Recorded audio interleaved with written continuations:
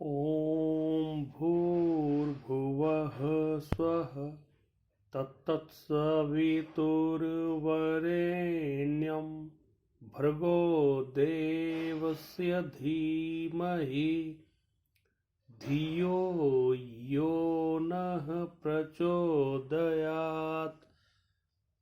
परम पूज्य गुरुदेव और परम वंदनीय माता जी के सूक्ष्म उपस्थिति को प्रणाम करते हुए आज परम पूज्य गुरुदेव की लिखी एक वांग में रामायण की प्रगतिशील प्रेरणाएं, ये वांग में संख्या 32 है, वांग में संख्या 32 है।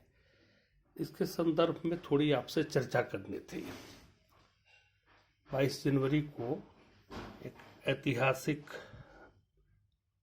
घटनाक्रम में भगवान राम की रामलला की प्राण प्रतिष्ठा अयोध्या में हुई। इसके बाद हम तमाम सनातन धर्मावलंबियों में रामायण रामचरितमानस को लेकर एक अनोखा दृष्टिकोण जागृत हुआ।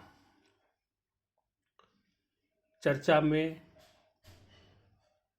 संदर्भों में, डिस्कशन में, रेफरेंसेस में हर जगह पर रामायण और रामायण से रिलेटेड बातें सुनने को मिलने लगी। ऐसे में इस समय यह दर्शन बहुत प्रासंगिक हो जाता है और ये बुक बहुत अच्छे तरीके से रामचरितमानस और रामायण, महर्षि वाल्मीकि के लिखे रामायण और गोस्वामी तुलसीदास के लिखे रामचरितमानस, दोनों से प्रगतिशील कॉन्टेक्स्ट को लेती है और उसको एक्सप्लेन करती है आज के समय में। और मात्र 150 रुपया मूल्य है इस पार्टिकुलर वांग्मय का। ये परम पूज्य गुरुदेव हैं, ये हमारी परम वंदनीय माता जी। तो इस वांग्मय के बारे में थोड़ी आपसे चर्चा करनी थी। मुझे मौका मिला, मैं इसको पढ़कर बहुत अच्छा लगा और कुछ वीडियो में इसके बारे में आपसे डाला भी था। और एक पुराने लेख में मैंने इस भूमिका पर बड़ी अच्छी से चर्चा प्रस्तुत की थी आपके सामने। इसको आपने बहुत सराहा था। आज भूमिका से आगे निकलते हैं और विषय वस्तु जो रखी गई है उस पर चर्चा करते हैं। इसमें टोटल 5 अध्याय है। अध्याय 1 में संक्षिप्त रामायण है। बालकांड, अयोध्याकांड, आरण्यकांड, कृष्ण किंधाकांड, सुंदरकांड, लंका कांड और उसके बाद उत्तरकांड, ये सब की जो दोहा, श्लोक या कॉन्टेक्स्ट इस बुक के लिए जरूरी समझा गया है वो चीज़ें हाईलाइट की गई हैं।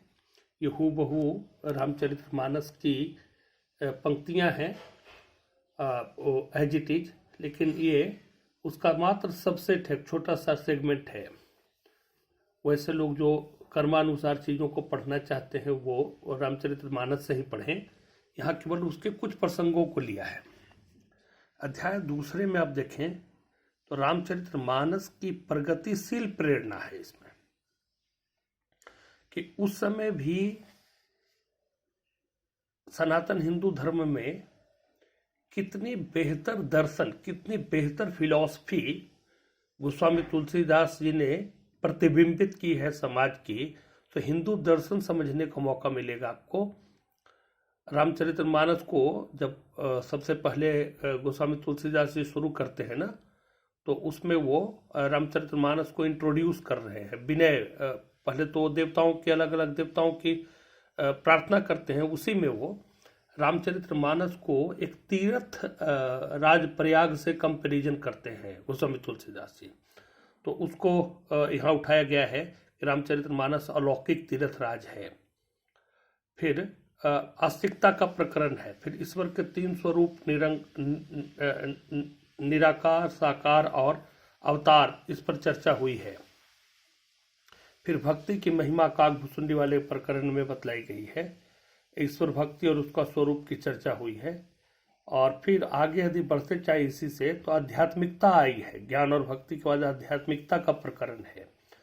तो पहले आस्तिकता का प्रकरण है, और आस्तिकता जब बढ़ जाती है तो आध्यात्मिकता प्रकरण में आती है, और फिर से राम की आध्यात्मिक प्रेरणा का स्रोत पर चर्चा होती है।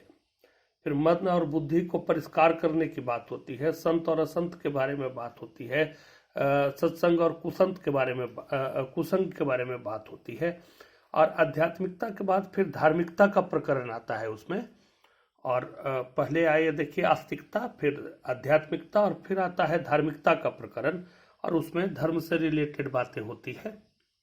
और इस तरीके से ये धीरे धीरे ये चीज़ें बहुत गूढ़ होते चली जाती है। मैं आऊँगा इस पर, बात करूँगा आपसे। और दूसरे अध्याय में भी दूसरे अध्याय पर पुनः लौटूंगा मैं। वाल्मीकि रामायण के प्रगतिशील प्रेरणा है। इसमें भी देखिए आस्तिकता प्रकरण है, अवतारी पुरुष और उसके लक्षण के बारे में है, जो गोस्वामी तुलसीदास जी वर्णन करते हैं। आध्यात्मिकता है, धार्मिकता है, दाम्पत्य की महिमा है, पति पत्नी के बीच में संबंध कैसे हो, भाई भाई के बीच में स्नेह कैसे हो, समाज का प्रकरण कैसा हो, ये सारी बातों पर चर्चा है तीसरे अध्याय में। दूसरे अध्याय में रामचरितमानस के कॉन्टेक्स्ट में, और तीसरे अध्याय में वाल्मीकि रामायण के कॉन्टेक्स्ट में। यहाँ पर चौथा और पांचवा अध्याय भी बड़ा विलक्षण है। रामचरितमानस के प्रेरक तत्व, ये राम कथा चूँकि बहुत फेमस है हिंदी राज्यों में, तो राम कथा के प्रेरक तत्व, राम कथा का उद्देश्य और मानव जीवन की दुर्लभ और उसका मानव जीवन का सदुपयोग, और क्या उसको कहें, राम कथा का उद्देश्य और उसका बोध, ये तमाम कॉन्टेक्स्ट, ईश्वर और उसकी भक्ति, ये तमाम कॉन्टेक्स्ट यहाँ आता है। और अध्याय 5 में मानस के में पारिवारिक आदर्श के बारे में चर्चा हुई है। यहाँ देखें, जो अध्याय 2 में बातें कर रहा था मैं, वो मानस में की प्रगतिशील प्रेरणा है। और यहाँ जब आप आ रहे हैं अध्याय 4 में, तो ये रामचरितमानस के प्रेरक तत्वों के बारे में चर्चा है।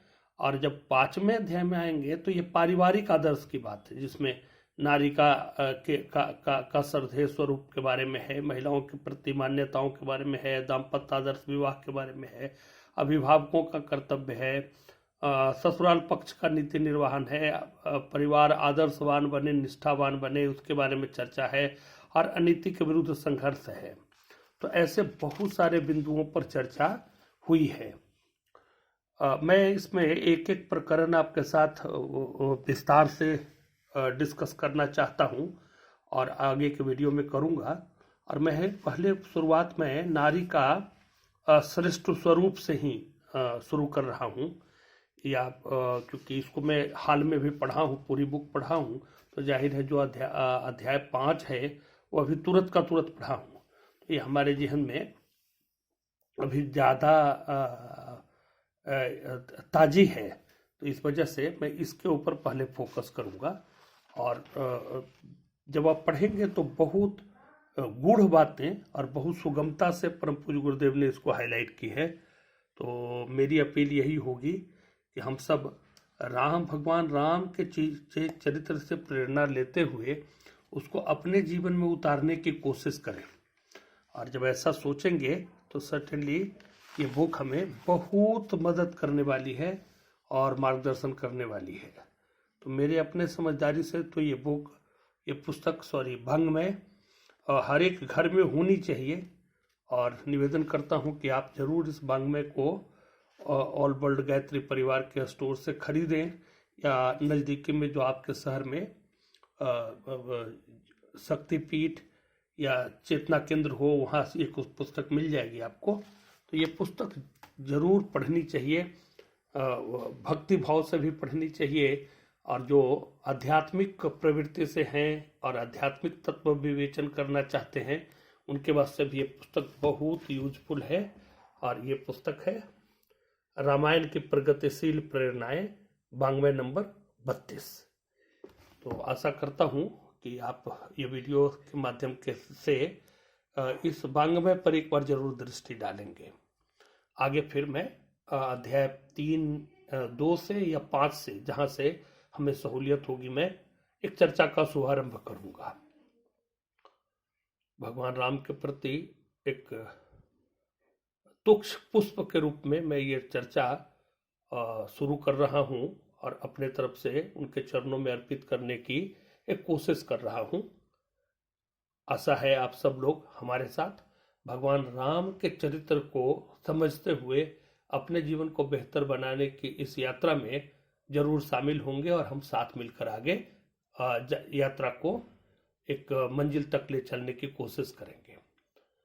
आप सबका जीवन सफल हो और भगवान राम का आदर्श आपके जीवन में उतरे, इसी कामना के साथ ये वीडियो यहीं बंद करता हूं। बहुत धन्यवाद आपको। सादर प्रणाम।